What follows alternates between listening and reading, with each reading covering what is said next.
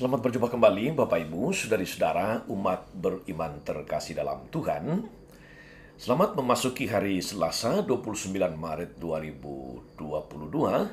Saya Romagus CSSR mengajak saudari-saudara hari ini merenungkan Injil Yohanes bab 5 ayat 1 sampai 16. Dalam nama Bapa dan Putra dan Roh Kudus. Amin. Pada hari raya orang Yahudi, Yesus berangkat ke Yerusalem. Di Yerusalem dekat pintu gerbang domba ada sebuah kolam yang dalam bahasa Ibrani disebut Betesda. Serambinya ada 5, dan di serambi-serambi itu berbaring sejumlah besar orang sakit. Orang-orang buta, orang-orang timpang, dan orang-orang lumpuh yang menantikan goncangan air kolam itu, sebab sewaktu-waktu turun malaikat Tuhan ke kolam itu dan menggoncangkan air itu. Barang siapa yang terdahulu masuk ke dalamnya, sesudah goncangan air itu menjadi sembuh. Apapun juga penyakitnya. Ada di situ seorang yang sudah 38 tahun lamanya sakit. Ketika Yesus melihat orang itu berbaring di sana, dan karena ia tahu bahwa ia telah lama dalam keadaan itu, berkatalah ia kepadanya, "Maukah engkau sembuh?" Jawab orang sakit itu kepadanya, "Tuhan, tidak ada orang yang menurunkan aku ke dalam kolam itu apabila airnya mulai goncang, dan sementara aku sendiri menuju kolam itu, orang lain sudah turun mendahului aku." Kata Yesus kepadanya, "Bangunlah, angkatlah tilammu dan berjalanlah." Dan pada saat itu juga sembuhlah orang itu, lalu ia mengangkat tilamnya dan berjalan. Tetapi hari itu hari Sabat. Karena itu, orang-orang Yahudi berkata kepada orang yang baru sembuh itu, "Hari ini hari Sabat, dan tidak boleh engkau memikul tilammu." Akan tetapi ia menjawab mereka, "Orang yang telah menyembuhkan aku, dia yang mengatakan kepadaku, 'Angkatlah tilammu dan berjalanlah.'" Mereka bertanya kepadanya, "Siapakah orang itu yang berkata kepadamu, 'Angkatlah tilammu dan berjalanlah'?" Tetapi orang yang baru sembuh itu tidak tahu siapa orang itu, sebab Yesus telah menghilang ke tengah-tengah orang banyak di tempat itu. Kemudian ketika bertemu dengan dia dalam bait Allah, Yesus lalu bertanya kepadanya, "Engkau telah sembuh, jangan berbuat dosa lagi, supaya padamu jangan terjadi yang lebih buruk." Orang itu keluar lalu menceritakan kepada orang-orang Yahudi bahwa Yesuslah yang telah menyembuhkan dia. Dan karena itu orang-orang Yahudi berusaha menganiaya Yesus karena ia melakukan hal-hal itu pada hari Sabat. Demikianlah sabda Tuhan. Bapak, Ibu, saudari-saudara, umat beriman terkasih dalam Tuhan. Hari-hari ini sedang viral di media, di jagat maya, tentang pemecatan secara permanen Dr. Terawan Agus Putranto oleh Ikatan Dokter Indonesia. Pasalnya, mengapa Dr. Terawan dipecat? Itu karena dianggap melanggar kode etik kedokteran tentu saja.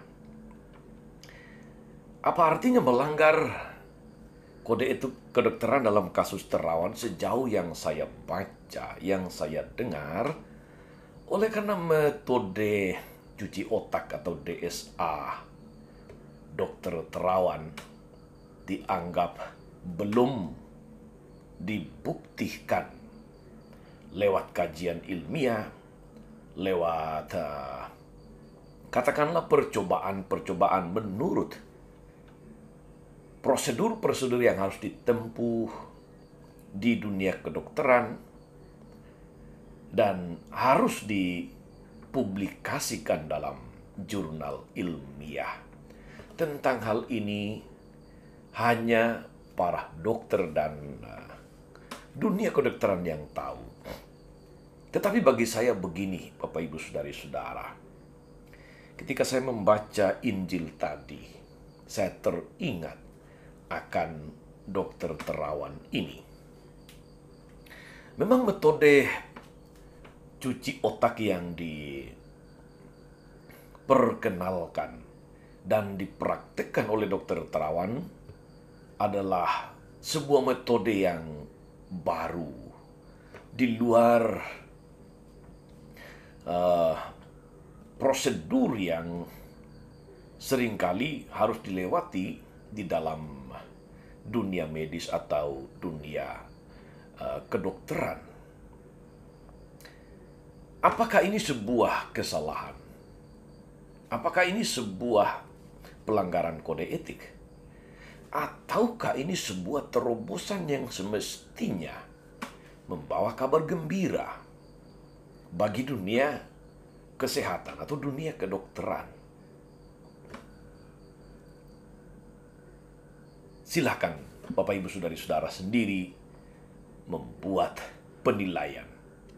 Tetapi bagi saya, saudari-saudara yang terkasih, metode yang dikembangkan oleh dokter terawan adalah metode yang mungkin memang baru. Mungkin memang tidak melalui prosedur-prosedur penelitian medis atau apapun namanya yang sudah baku selama ini. Karena itu, bagi mereka yang memegang teguh hanya peraturannya, maka apapun yang memberi manfaat bagi banyak orang, itu tetap salah berdasarkan kode yang berlaku.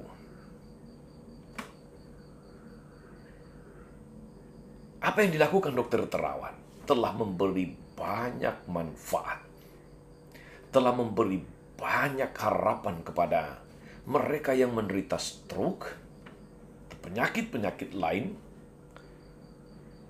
dan telah begitu banyak kesaksian dari tokoh-tokoh bangsa ini yang telah merasakan menikmati hasil dari metode cuci otak dokter terawan. Tetapi kesaksian-kesaksian baik daripada metode yang dipraktikkan oleh dokter terawan ini toh tidak membuat Idi bersuka cita. Bagi mereka kode etik tetaplah kode etik. Menyalahi kode etik, melanggar kode etik, sekalipun membawa manfaat, tetap saja dicurigai. Saya lalu berpikir, saudara-saudara, andai Ikatan Dokter Indonesia membuat satu sikap lain, misalnya mengajak dokter terawan mendalami, meneliti metode yang dia kembangkan, mungkin situasinya menjadi lain. Pemecatan tidak perlu terjadi. Maka nama bangsa ini akan terangkat justru karena ada putra bangsa yang berhasil menemukan metode yang banyak memberi manfaat kepada orang-orang sakit yang sering kali tidak berpengharapan. Katakanlah orang-orang yang sudah menderita stroke atau penyakit-penyakit menahun lainnya. Saudari-saudara, umat beriman terkasih dalam Tuhan. Dalam Injil hari ini, kita mendengar Yesus berdialog dengan seorang lumpuh di tepi kolam Bethesda.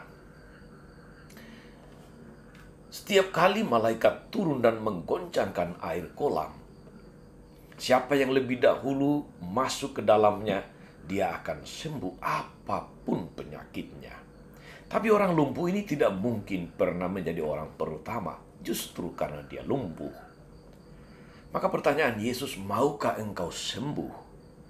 Menjadi sebuah pertanyaan yang sebetulnya bisa di satu sisi menjengkelkan. Karena kalau dia sudah ada di situ di samping kolam Bethesda, menunggu kesempatan kapan air itu bergoncang, Masih ada pertanyaan, maukah engkau sembuh? Karena itu dia menjawab dengan jujur, tapi juga mungkin bercampur rasa kesal.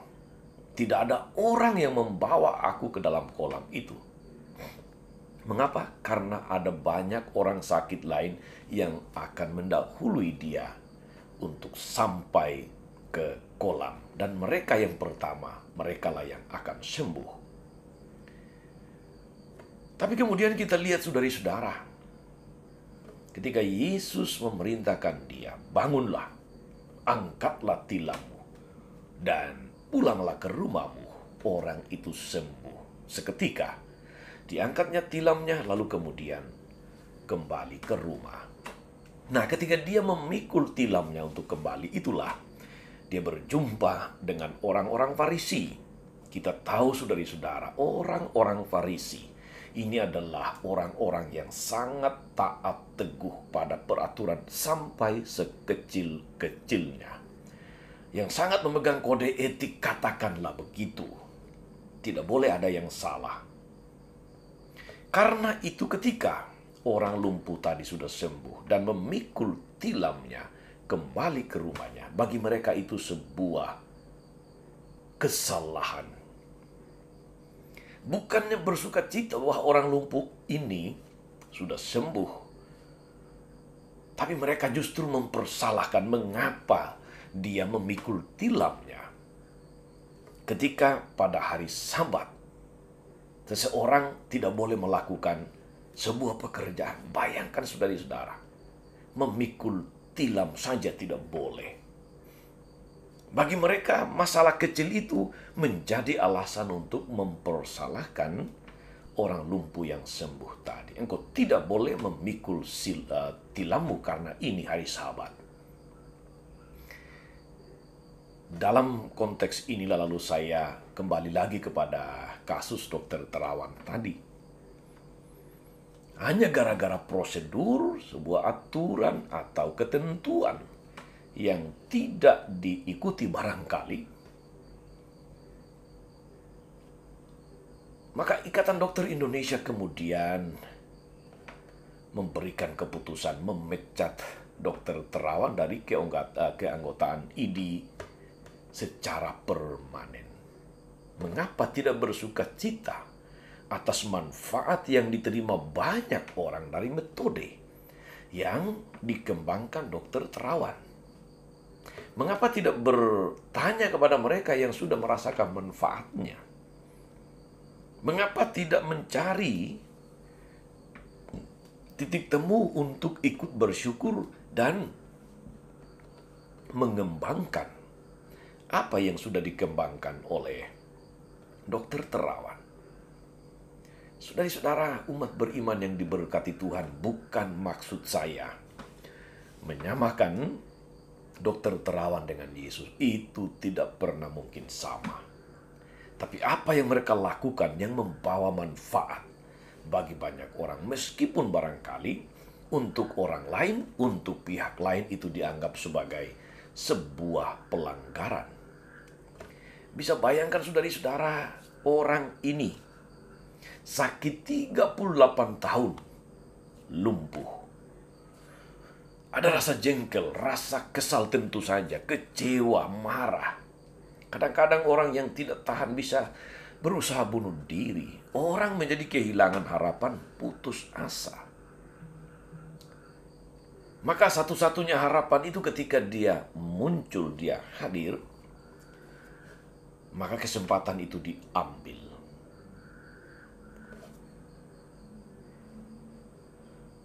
Itulah yang terjadi dengan orang lumpuh di tepi kolam Bethesda yang disembuhkan Yesus itu. Yesus hadir untuk menyelamatkannya. Yesus hadir untuk memulihkan hidupnya. Dia harus mengangkat tilamnya. Tempat selama ini dia bergantung karena lumpuh. Dia pikul, lepaskan dari tubuhnya. Tapi toh ada yang tidak gembira menyaksikan itu.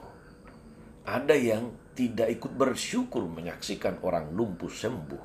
Mereka lebih memilih untuk mempersoalkan pikul tilamnya daripada kesembuhan yang ditunggunya 38 tahun. Saudara-saudara, umat beriman yang diberkati Tuhan, perikop ini mengajak kita untuk pertama, percaya sepenuhnya bahwa Yesus adalah sungguh Sang Juru Selamat.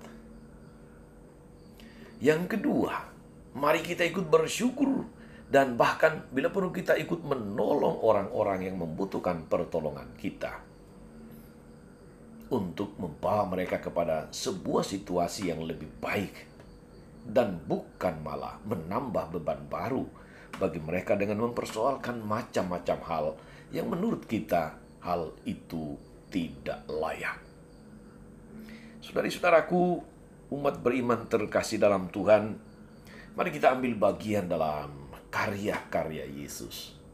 Membawa harapan kepada banyak orang, ikut bersuka cita dan bersyukur ketika orang lain mengalami situasi-situasi yang sudah dinantikannya bertahun-tahun lamanya. Mari kita tidak malah membuat tembok pemisah, tetapi membangun jembatan penghubung. Semoga dengan demikian, saudari-saudara, kehadiran kita di tengah dunia semakin memberikan manfaat, semakin menjadi berkat bagi siapapun. Tetap sehat, tetap semangat. Tuhan Yesus memberkati. Maria, Bunda selalu menolong, setia mendoakan kita semua. Amin.